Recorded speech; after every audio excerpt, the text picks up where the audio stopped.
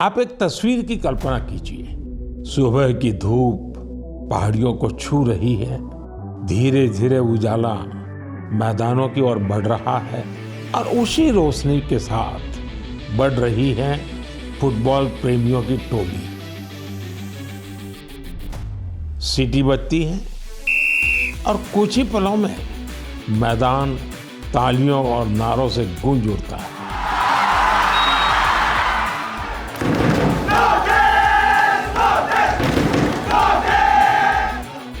साथियों, ये तस्वीर असम के एक प्रमुख क्षेत्र बोडोलैंड की वास्तविकता है।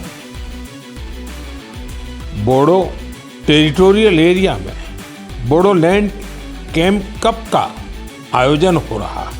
ये सिर्फ एक टूर्नामेंट नहीं है, ये एकता और उम्मीद का उत्सव बन गया है।